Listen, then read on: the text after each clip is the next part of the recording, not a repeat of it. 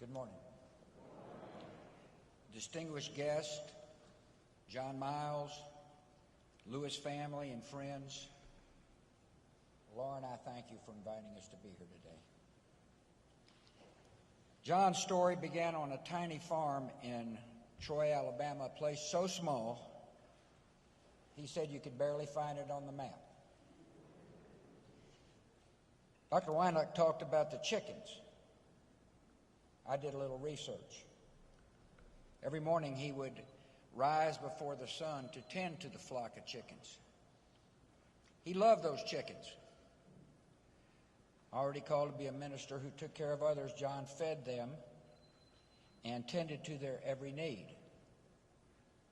even their spiritual ones. For John baptized them, he married them, and he preached to them. When his parents claimed one for family supper, John refused to eat one of his flock. Going hungry was his first act of nonviolent protest.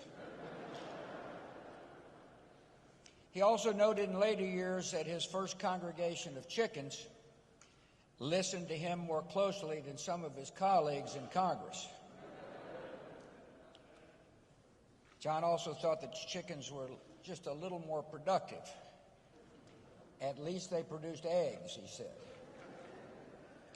From Troy to the sit-ins of Nashville, from the Freedom Rides to the March on Washington, from Freedom Summer to Selma, John Lewis always looked outward, not inward.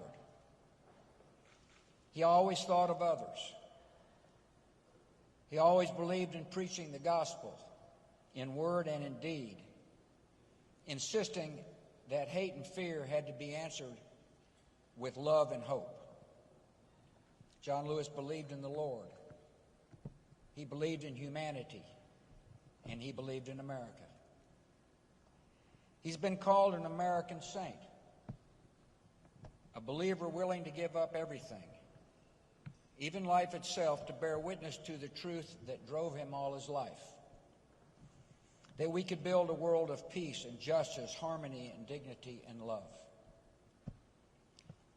And the first crucial step on that journey was the recognition that all people are born in the image of God and carry a spark of the divine within them. Laura and I were privileged to see that spark in John up close. We worked with him to bring the National Museum of African American History and Culture to the Washington Mall. He was instrumental in the Emmett Till Unsolved Civil Rights Crimes Act, which I signed to seek resolution in cases where justice had been too long denied.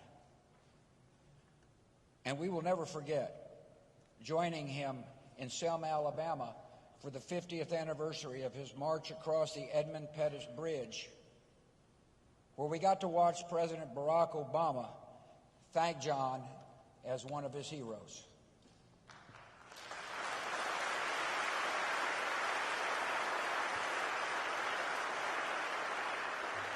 There's a story in the old scriptures that meant a lot to John. In the Hebrew Bible, the Lord is looking for a prophet.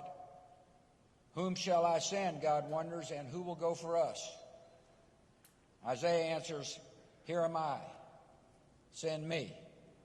John Lewis heard that call a long time ago in segregated Alabama, and he took up the work of the Lord through all his days. His lesson for us is that we must all keep ourselves open to the hearing the call of love, the call of service, and the call to sacrifice for others. Listen, John and I had our disagreements, of course. But in the America John Lewis fought for, and the America I believe in, differences of opinion are inevitable elements and evidence of democracy in action.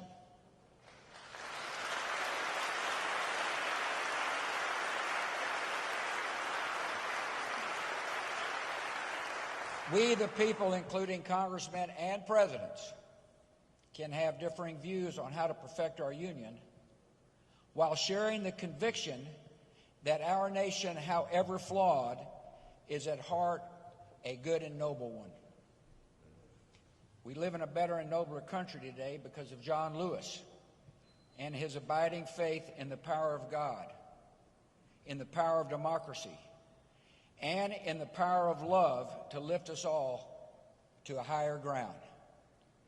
The story that began in Troy isn't ending here today, nor is the work.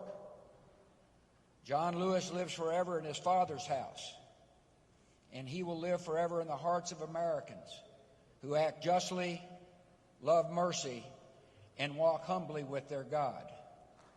May the flights of angels see John Lewis to his rest, and may God bless the country he loved.